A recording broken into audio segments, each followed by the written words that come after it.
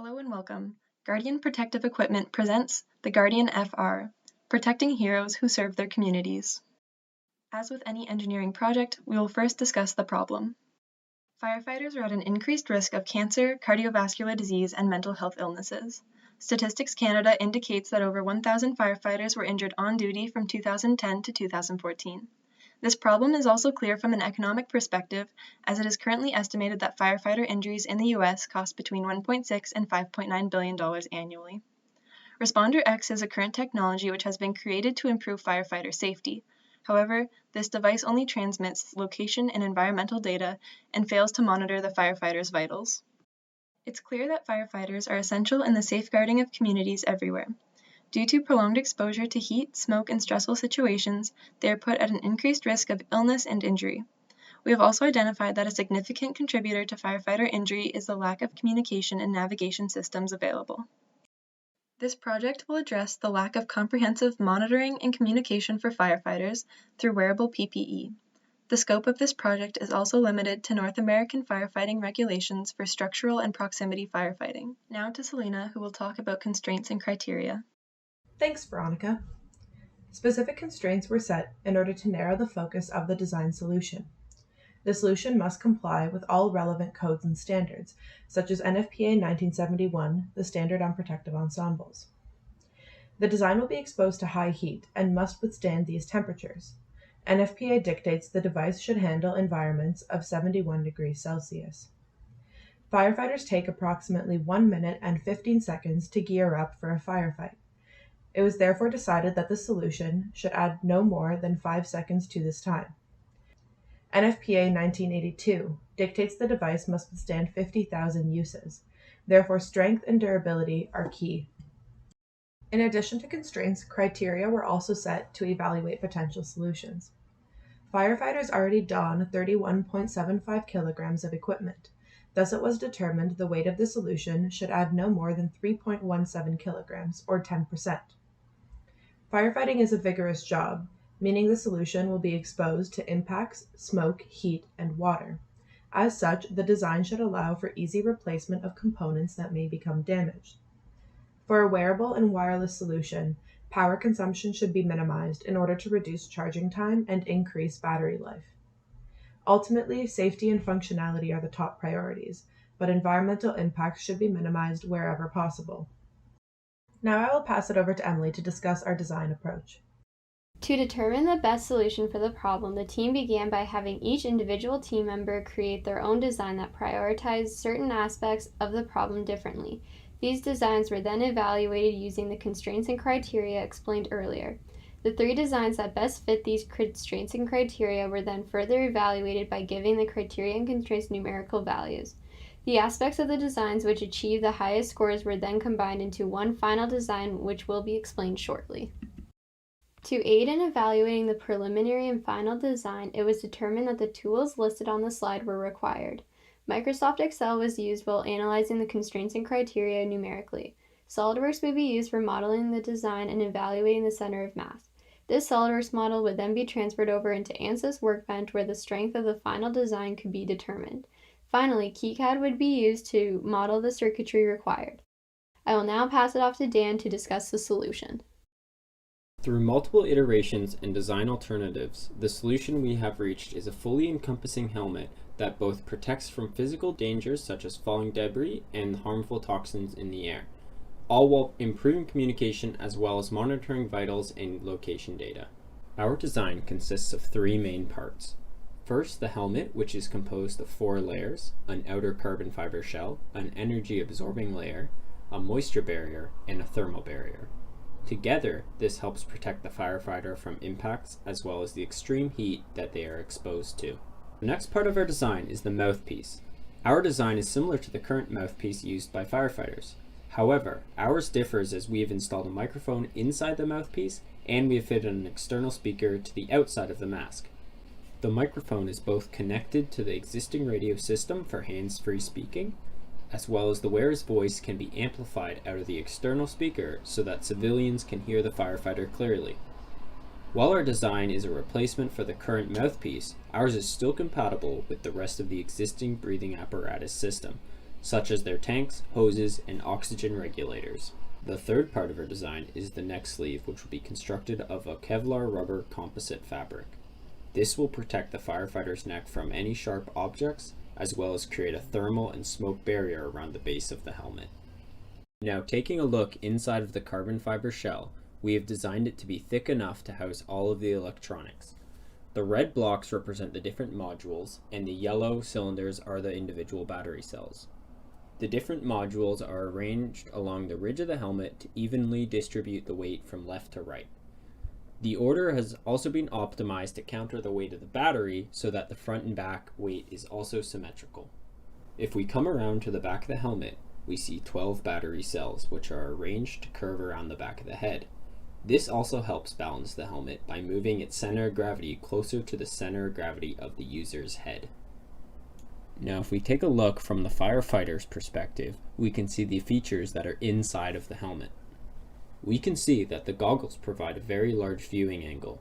This is 248 degrees left to right, 61 degrees upward, and 45 degrees downward. Also present is the microphone on the inside of the mouthpiece, which was discussed earlier. It is represented by the small red circle.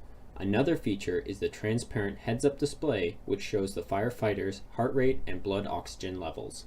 Next, Aiden will go more in depth on the circuit that will be used in our solution. Alright, let's get to the basics of the circuit. This will be important for later as it will help fully understand what is going on in the Guardian FR. We will start with the power and charging circuit. Here there is a USB charging port, a PowerBoost 1000C battery charging and regulation circuit, and an LED power switch to turn the whole device on and off. Next, we have some small utility circuits. We have a USB to UART bridge for programming, a 3.3 volt converter for many of our modules, and a decoupling circuit. To do anything, we are going to need a microcontroller. For our controller, we use the ATmega 2560, the same processor used in the Arduino Mega. For communication, we have a GPS, a long-range RF transmitter, and a Bluetooth module. For a visual display, we have a transparent OLED. On the earpiece, we have a standard headphone and a pulse oximeter. Finally, we have signal processing. We have a microphone to speaker pass-through for the mask, and the complementary circuit for the pulse oximeter. Next, we will continue with our design defense. For our front-facing speaker and microphone, a gain is required to result in the correct volume being output. With the use of data from the intensity of human speech, the inverse square law, and data sheets for the microphone and speaker, a required gain of 12.59 was calculated. Then, by using the datasheet for the op-amp, a circuit was constructed that results in intensity input being equal to the intensity output over the range of human speech. A lot of research went into choosing our battery. Ultimately, we chose a lithium, nickel, manganese, cobalt battery capable of operating in temperatures of up to 75 degrees Celsius, which is greater than that which is required by the NFPA. Our battery bundle has an overall rating of 30,000 mAh, which when compared to the calculated power draw of our circuit, results in an overall battery life of over 10 hours, even in the worst operating conditions. The GPS module used is on par with the best available technology. An accuracy of 2.5 meters will allow for operators to direct firefighters effectively. The RF transceiver chosen is extremely sensitive and runs on one of the most open signal channels. Research into RF noise in fires has demonstrated that on the RF band to be used, there is no additional interference from the fire. As a result, a signal-to-noise ratio of 65 decibels can be achieved, which is far above what is considered a strong signal. SolidWorks was used to analyze the mass and center of mass of the helmet. Our design has a total mass of 2.96 kilograms, which is lower than the 3.17 kilogram goal set in our criteria. The center of mass is located only 1.5 centimeters behind the center of the head, meaning that the helmet is almost perfectly balanced. This confirms that the design is ergonomic and ensures that minimal strain is placed on the neck. The main purpose of a helmet is to protect the firefighter from injuries to the head. Therefore, we tested the resistance of our helmet using ANSYS. By following the guidelines set out by the NFPA for testing, we found that the design is able to withstand 59,665 newtons of force before failure occurs. This results in a factor of safety of 15.9. For our temperature analysis, we acquired the thermal properties of all materials used in the 4 main layers of the helmet. We then performed a written conductivity analysis to confirm that the thermal resistivity of the helmet was 5.9 degrees Celsius per watt. The datasheet for the pulse oximeter claims that it is capable of the accuracy required for FDA approval and provides design guidelines for how to use the device in a way that it will be FDA approved. Additionally, the pulse oximeter chosen is very popular and is used in many devices that already have FDA approval. With this information, we feel that there will be no issue in having the device FDA approved. I will now pass it off to Emily to discuss the social and environmental impacts. As firefighters safeguard the public, it is expected that the implementation of Guardian FR would have a positive impact on society. The helmet improves the communication between firefighters during a fight, which allows greater opportunity for teamwork and quick decision-making, resulting in improved firefighting efficiency. This increased efficiency protects the health and safety of firefighters and the public as the time of exposure to the fire decreases. This improved firefighting efficiency also decreases burn time, which decreases the quantity of pollutants and carcinogens released into the environment. Additionally, the solution was created while trying to minimize environmental impact. This is why a rechargeable battery was selected instead of a single-use battery. Our team decided to focus on the North American market. Therefore, the targeted consumer would be governments, families, and businesses. Our team is confident that Guardian FR would be successful as there is only one similar product on the market, Responder X. This product is additional equipment for the firefighter to wear that communicates the firefighter's location to a central hub. Guardian FR stands out against this product as it is incorporated into currently existing firefighter equipment that not only provides information about the firefighter's location, but also records the firefighter's vitals and aids in communication. When helmet materials, circuit materials, and manufacturing costs are considered, it is seen that the overall cost of a single unit would be about $700 on average. However, this price would be dependent on kilograms of material required for a specific sized helmet and would decrease when materials are purchased in bulk. This led our team to decide on a retail price of $1,000. This is reasonable as Responder X is $300 and has much less functionality. Additionally, Guardian FR combines two currently used equipment, further justifying the price. Veronica will now discuss the life cycle assessment. For this project, a life cycle assessment was performed to identify the specific aspects of the Guardian FR which could be altered to reduce its environmental impact. The creation of the Guardian FR helmet will require raw materials to make up each of the 4 shell layers, goggles, and electronics. Water and energy will also be input to the system. The entire product's life from cradle to grave is within this system boundary. This includes material acquisition, transportation, and manufacturing, majority of which would be outsourced. All of this will contribute to airborne emissions and pollution outputs. The Guardian FR was created for long-term use, although sensors may be more frequently replaced. At the end of the product's life cycle, majority of the components, including the lithium-ion battery, will be recycled. It should be noted that the carbon fiber composite composing the outer shell may be broken down either by incineration, pyrolysis, or solvolysis, which degrade the resin using combustion, extremely high temperatures, and solvents, respectively. These processes leave the carbon fibers to be reused, but the resin waste is estimated to be about 1 kilogram per helmet. From the LCA, the 2 main negative impacts of this product are airborne emissions and physical waste. One way to reduce these harmful effects is by shipping materials in bulk.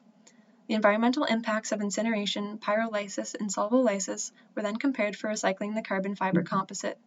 Pyrolysis emits much less airborne emissions than incineration and requires fewer materials to perform than solvolysis, therefore it was selected as the optimal process. Selena will now discuss the risks and uncertainties.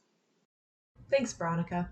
With any design, it is important to understand the risks and uncertainties that may exist, so actions can be taken to improve the design. One uncertainty is how much the life of the battery will be reduced by frequently being exposed to high temperatures. Further testing will be required to determine the exact effect of temperatures of this magnitude on the battery. Another component that will need further analysis is how the heat produced by the battery will contribute to the temperature felt by the firefighter on the inside of the helmet. However, given that the components of the helmet are made of insulating materials and are meant to protect the firefighter from a fire, it is expected that they will sufficiently insulate against heat produced by the battery. Unfortunately, current GPS technology has limitations that will reduce its accuracy within buildings. This is a topic that can be investigated further as better technologies become available. Given the vigorous nature of firefighting, there is a possibility that the ear clip of the pulse oximeter may become dislodged. This is something that will need to be tested during product development to ensure that the ear clip will remain secured in a variety of conditions. The product designed by our team will successfully improve communications and implement vitals monitoring in the firefighting industry. By completing the suggested recommendations for future research and testing, the design defense will become more robust and the solution will be improved. Let's protect the everyday heroes that serve our communities. Thank you for listening to our presentation. Please feel free to reach out as we are happy to answer any questions you may have.